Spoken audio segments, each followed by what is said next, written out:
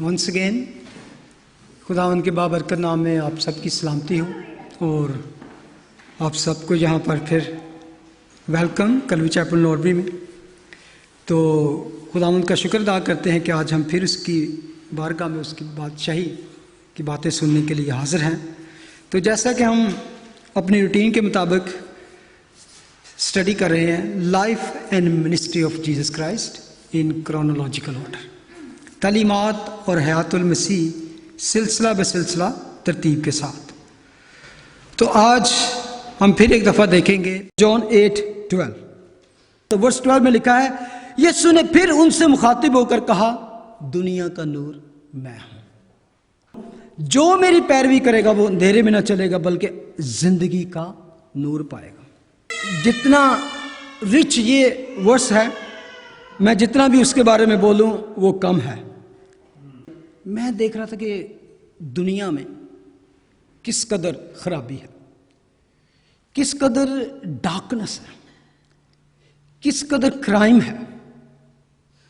इस इवन आज हम जिस दौर में रह रहे हैं, आप कह सकते हैं कि एडवांस टेक्नोलॉजी का दौर है और एजुकेशनल तौर पे कह सकते हैं मॉडर्न, ऐसे एडवांस मॉडर्न दौर में रहे हैं जब इंसान बड़ी बड़ी चीज़ें तक पहुंच चुका है। बहुत उसका नॉलेज और उसको फ्रीडम और इस चीज़ पे बहुत ज़्यादा, इवन साइंस देख लें, टेक्नोलॉजी देख लें, कहाँ, लेकिन स्टिल आप देखें इन क्राइम एरिया में कि उस एरिया में देखें तो almost we are living in a dark world. तारीकी है लोगों, जितना इवन एडवांसमेंट हो रही टेक्नोलॉजी की और ये सारा नॉलेज की, और उतना ही इंसान खुदा से दूर होता जा रहा है। तारीक दुनिया में रह रहे हैं। We are living in dark world, spiritually तौर पर स्पेशली। आज देखें कि लोग बहुत से ऐसे तरीकों से एक दूसरे को लूटते हैं। मैं आज ही एक फेसबुक पे देख रहा था, किसी ने छोटा सा क्लिप लगाया, देख के आपको हंसी भी आती है, लेकिन how the people actually robin each other. एक बंदा फकीर बन के बैठा हुआ, शायद आप में से किसी ने देखा हो क्लिप, उसने ऊपर वो बुरखा टाइप लिया हुआ था, तो हाथ निकाल के वो मांग रहा है। तो वो एक मोटरसाइकिल वाला, कोई नहीं रुक रहा, लेकिन एक रुक गया, उसने कहा चलो मैं खोल कुछ दूं इसको। उसने जो ही ऐसे पर्स निकाला है, पीछे से एक आया, वो पर्स लेके उसका ना तो भाग गया। वो फौरन उसके पीछे भाग गया, तो वो बुरखे वाला उठ के उसकी मोटरसाइकिल लेके तो भाग गया। वो उधर उसका पर्स लेके भाग गया, वो मोटरसाइकिल लेके भाग गया। वो बेचारा तड़प रहा, उसने फोन निकाला कि मैं किसको फोन करूं, एक मोटरसाइकिल पे आया, उसका फोन लेके भाग गया। यानी कि देखने में आपको एक लतीफा सा जोक सा लगे, people are doing that. Gun point पे कर रहे हैं लोग ऐसे। और आपको याद है कि भारकुनी की वो यंग लड़की के साथ क्या हुआ, लोगों के सामने यंग लड़की को वो गन पॉइंट पे रख तो ले गए, और अभी तक उसका मेरा ख्याल अभी नहीं कोई न्यूज़ आई कि वो दरियाफ्त कर सकें कि नहीं उसको, लड़की को, क्रिश्चियन लड़की को। We are living in a dark world. नाउमीदी, गुनाह, बेमकसद जिंदगी, लोनलीनेस, फेलियर, सेपरेशन, और इन सब चीज़ों से जब आपके आती हैं इंसान की ज़िंदगी में, क्योंकि वो खुदा से दूर है, तो फिर वो ड्रग, अल्कोहल और ऐसे नशे वाली ज़िंदगी में चला जाता है। और वो उसको कहाँ पे लेके जाती है, सुसाइडल बना देती है एंड। और सुसाइडल जो है वो एंड क्या होती है, डार्कनेस फॉरएवर। वहाँ तक इंसान पहुँच जाता है। इंसान ये नहीं समझता उसकी कितनी अहमियत है। The value of is soul. वो सिर्फ इस दुनियावी तौर पर अपने आप को देखना चाहता है कि how I can gain into this world. अगर वहाँ पे मुझे नहीं कुछ मिल रहा तो मैं नाकाम हूँ, मैं फेल हूँ। अपनी रूह की फिक्र बहुत कम है, दुनिया की फिक्र ज़्यादा है इंसान को, इस दुनिया की। और इस दुनिया की जो ज़्यादा फिक्र करता है उसके बारे में कलाम मुक़द्दस क्या कहता है, 1 जॉन 2:16 अगर आप उसमें पढ़ें, जिसमें लिखा है कि इस दुनिया की ख्वाहिश क्या है, जिस्मी ख्वाहिश, आंखों की ख्वाहिश और जिंदगी की शेखी। 3 चीजें हैं, lust of eyes, lust of body and the pride of life. ये तीनों हैं इस दुनिया में जो जिसके पीछे इंसान, और किस चीज के लिए? इस बॉडी के लिए, इस टेम्पररी खेमा के लिए want to do this all, लेकिन इटर्नल सोल के लिए, इटर्नल जो सोल है उसके लिए कुछ नहीं। Dark world. बेशक हमें चकाचौंध रोशनियों के शहर में भी चले जाएं सब कुछ, लेकिन स्पिरिचुअली तौर पर most world is in darkness. जैसा कि मैंने स्टार्ट में जिक्र किया कि दुनिया डार्कनेस में है, और जब तक यीशु नहीं आया उससे पहले और ज्यादा डार्कनेस में थी। अगर वो 400 ईयर्स का गैप जहाँ पे हम Malachi end of the old testament और मैथ्यू के दरमियान देखते हैं, तो उस दौर में इवन फिजिकली तौर पर, स्पिरिचुअली तौर पर decline everywhere, people are blind, diseases और लेपर्सी और इस तरह के बहुत ज़्यादा आप देखते हैं कि आपको कभी कभी अजीब सा लगता है, खुदा यीशु मसीह आए और लोग अंधों को, लूलों को, लंगड़ों को, कोड़ियों को, बीमारों को ले ही आ रहे कि नए लोग इतना, क्योंकि उस वक्त तक ना तो इस तरह की कह सकते हैं टेक्नोलॉजी एडवांसमेंट थी, और दूसरा बहुत ज़्यादा खुदा से दूर तारीकी में चले गए, गुनाह बहुत ज़्यादा, और इस वजह से वहाँ पर ये सारा कुछ। और जब यीशु आए तो उन्होंने लिखा कि गांव के गांव, शहरों के शहर उसके पीछे चलते थे और वो सबको शिफा देता था। इसी वाले से मैं पढ़ रहा था किसी एक खुदा के खादम की, एक राइटर है एल्वन जे स्मिथ, उसकी एक बुक है how Christianity change the world. अब ये अमेज़ोन पे अवेलेबल है बुक। जब मसीहत दुनिया में आई क्रिश्चियनिटी, तो उसने दुनिया में क्या इम्पैक्ट किया। मैं मुख्तसर 1-2 चीज़ों का जिक्र करना चाहता हूँ कि जहाँ जहाँ क्रिश्चियनिटी पहुँची उसके benefits of the Christianity spread into the world, और स्पेशली आप देख सकते हैं वेस्ट में इसका इम्पैक्ट देख सकते हैं। तो वो कहता है on the basis of historical facts और evidence I am fully persuaded if Jesus Christ never walked on the dusty path of the land of Israel, suffered, died, and risen from the dead, and if never assembled a group of 12 disciples who spread out the gospel into the Gentile world, the West could not attain this high moral और level of civilisation. अगर Christianity इस दुनिया में, या इस आप देखें कि इवन उससे पहले का इधर का दौर भी देखें, बहुत बारबैरिक था। अगर हिस्ट्री पढ़े, क्रिश्चियनिटी जहाँ जहाँ पहुँची उसका इम्पैक्ट जो था, मैं इसलिए कह रहा हूँ कि क्योंकि हम पढ़ रहे हैं, हमने पढ़ा कि Jesus is the light of the world. जहाँ जहाँ ये रोशनी पहुँची, जहाँ जहाँ ये लाइट पहुँची, उसने वहाँ पे बहुत बहुत बड़े काम किए। सैंक्टिटी ऑफ द लाइफ, जिंदगी का तकद्दस। उससे पहले वैश्य लोग थे, बारबैरिक, जिंदगी कोई नहीं, जो कबीला जिसको पकड़ा, जिस तरह जिसकी ताकत होती उसको मार काट के तो अपना कब्जा कर लेता। सैंक्टिटी ऑफ लाइफ रोमन और ग्रीक वर्ल्ड में कॉमन प्रैक्टिस थी। Even the killing unwanted children. अगर उन्होंने देखा कि बच्चा जो है सिक है और वीक है और बर्डन ऑन द फैमिली और इस तरह की कोई चीज़ या financially, they just kill the children. Common practice थी अबॉर्शन और इस तरह की जो चीज़ें थी। और इवन जो स्लेवरी और इस तरह की चीज़ें बहुत थी, बच्चों को बेचा जाता था। कुछ ग्लैडिएटर सिस्टम अगर आप देखें, उसमें हज़ारों बच्चों को जब ट्रेनिंग दे के तो वो उन तमाशाइयों के आगे ज़िंदगी की भेंट चढ़ा दी थी, और दरिंदों के आगे। और ये गेम थी, आम थी वहाँ पर, लोग जस्ट इंजॉय।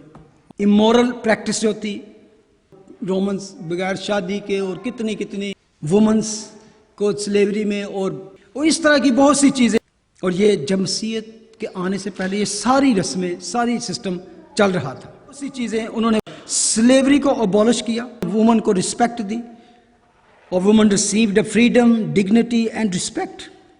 इवन बहुत से मिशनरियों ने, एमी कारमाइकल का नाम सुना होगा, ये आयरलैंड से थी, तो ये इंडिया के लिए मिशनरी बनी 18 समथिंग में। 55 years she lived in India और वहाँ पे उसने खिदमत की। और स्पेशली इसकी खिदमत थी यंग गर्ल्स के लिए। और टेंपल प्रोस्टिट्यूशन, देवदासियाँ जिसे कहते हैं, वो टेंपल के लिए वक्फ कर दी जाती थी, मंदिरों के लिए वहाँ रहती थी। तो वहाँ प्रीस्ट उनके लिए होती थी, वो जो मर्जी करते। आज भी इस तरह की रस्में कई जगह पे हैं वहाँ पे जो उसको देते। तो उसके बाद वही बच्चियाँ, उनके लिए लड़कियाँ जो थी प्रोस्टिट्यूशन करके उनके लिए पैसा कमा के लाती थी। तो उसके साथ एक और रस्म थी, जो शख्स अगर किसी कपल शादीशुदा आदमी मर जाता तो उसकी बीवी को भी, उसकी वाइफ को भी उसके साथ ही जिंदा जला देते थे। सती की रस्म उसे कहते थे। तो उसको भी उसने अबॉलिश किया, उसके खिलाफ आवाज़ उठाई और इसने ऑर्फनेज खोले और वहाँ पर इसकी खिदमत। तो ये सारी चीज़ें वहाँ पर उस एमी कारमाइकल ने बहुत सी बुक्स लिखी, इवन 30 to 35 बुक्स उसने लिखी। और उसके बाद चैरिटी का देखें, charity and compassion, most hospital और चैरिटी का सिस्टम जितना था, Christianity they are founded by. आज भी आप हॉस्पिटल्स के नाम देख लें, Saint George's, Saint Helier's, Saint Patrick, क्यों? क्योंकि ये they all were Christian. Atheist never built any hospital, atheist never create educational system. ये सब क्रिश्चियनिटी, जहाँ जहाँ क्रिश्चियनिटी पहुँची उन्होंने इस चीज़ को। आप पाकिस्तान में दे लें, कॉलेजेस वगैरह, मरे कॉलेज, UCH हॉस्पिटल और इस तरह के नाम आप सब जानते हैं कि कॉन्वेंट एजुकेशन का सिस्टम देख ले, सारा जो था यूनिवर्सिटी के आज भी नाम जहाँ पे मिटा दिए गए हैं, वहाँ पे प्लैक्स आज देख सकते हैं। पुराने जो क्रिश्चियन थे, हार्वर्ड यूनिवर्सिटी इवन जब क्रिएट की गई, उसका मतलब ही यही था कि टीच द मैन बाइबल। हाँ, किंग एड। आज भी ये देखें कि यहाँ पर जितनी आज वेस्ट में है, इवन हमारे मुल्कों में जब गोरों का वहाँ पर रूल था, उन्होंने भी इस तरह की जो सब चीज़ें इस्टेब्लिश की, क्रिएट की। दे ऑल, इवन लेबर के बारे में, फ्रीडम ऑफ इकोनॉमिक्स, ये सारा कुछ क्रिश्चियनिटी की वजह से आया। और founding fathers of science, most of Christian और जूइश। हिस्ट्री पढ़ें आप जाके, आपको पता चलेगा। Christian missionary took the gospel. Amazon के जंगल्स में ऐसी ऐसी जगहों पे जाके उन्होंने गए जहाँ पर कैनिमल्स लोग थे, जो सिर्फ, और बहुत सारे लोगों ने अपनी ज़िंदगियाँ इस तरह वक्फ की खुदावंद के लिए कि वो पकड़े गए और उन्होंने उनको खा लिया। और जहाँ पे ये क्रिश्चियनिटी पहुंची वहाँ पर इवन जानवरों के राइट्स हैं, एनिमल्स राइट्स हैं। इंसान तो अलग बात है, इंसानों के अलावा जानवरों के, एनिमल्स के राइट्स हैं। Even the people those reject God, they have there right. आप इस दुनिया में देख लें, इन वेस्ट में देख लें, gays have rights. I am not saying they are right. खुदा की नजर में और उसकी कलाम के मुताबिक ये सारी चीजें गुनाह हैं, लेकिन खुदा ने फ्रीडम दी हुई है, चूज लाइफ और डेथ। बहुत सी आजादी है जो खुदा के कलाम के खिलाफ है, लेकिन उनके पास ये आजादी है। मेरे पास ये आजादी नहीं कि if somebody doesn't believe in Jesus, I have right to kill him. No. These are the facts. आप कह सकते हैं कि जहां कहीं दुनिया में गॉस्पल पहुंची, to change the coast of the land. और जहां क्रिश्चियनिटी को रिजेक्ट किया गया, जहां उसको स्प्रेड नहीं होने दिया गया, आज भी जिंदगी का तकद्दस ही नहीं है। आज भी सैंक्टिटी ऑफ लाइफ है ही नहीं है।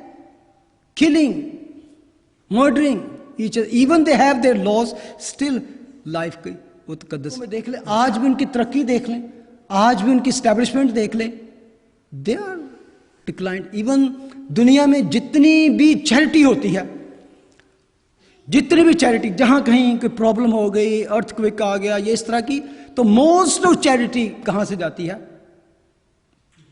वेस्ट से, यूके से, अमेरिका से, वेस्ट से, और सबसे बॉटम में है और अरब कंट्रीज जितनी हैं। 2000 सिंकिंग इन ऑयल, लेकिन नो। अब रिसेंटली क्या हुआ है, रिफ्यूजी सिस्टम देखें। मैं कल देख रहा था कि किसी ने क्लिप लगाया हुआ था कि सऊदी अरेबिया में एक जगह पे उन्होंने टेंट जो था ना, टेंट रिफ्यूजियों के लिए बनाया, तो उसमें एसी और ऐसे ऐसे टेंट हैं कि आपके घर नहीं होंगे इस, लेकिन they all are empty. They how many refugee they took? None. एक भी रिफ्यूजी नहीं लिया उन्होंने। और वेस्ट को वो पैसे पे पैसे दे रहे हैं कि पैसे हमसे ले लो लेकिन रिफ्यूजी भी तुम लो। क्या नाम है, हिलरी क्लिंटन, इसके बारे में न्यूज़ आ रही है, she took from Saudi Arabian millions of dollars, ताकि एक तो डोनाल्ड ट्रंप को फेल किया जाए और दूसरा रिफ्यूजियों को ज़्यादा से ज़्यादा एंट्री दो कंट्री में।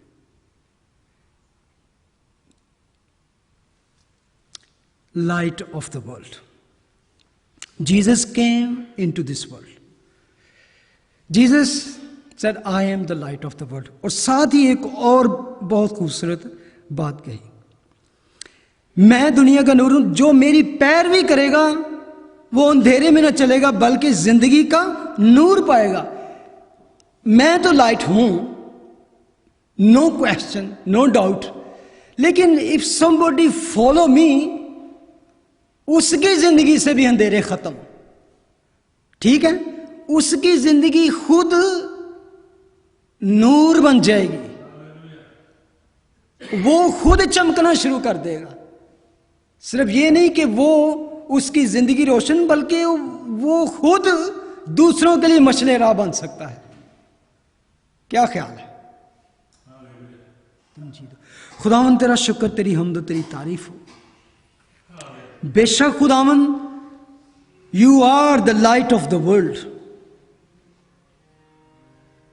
जो तेरी पैरवी करेगा वो कभी अंधेरे में ना चलेगा बल्कि जिंदगी का नूर पाएगा।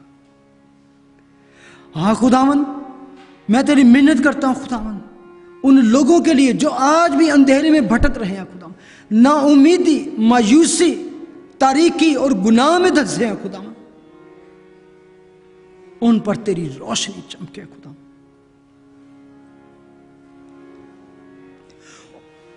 उनकी उन वीरान जिंदगियों में, सुनसान जिंदगियों में, सुनसान और वीरान जिंदगियों में अपना नूर चमका, ताकि बहुत सी जिंदगियां उस दलदल से, उस अंधेरे से, उस हमेशा की तारीकी से और मौत से बच सके।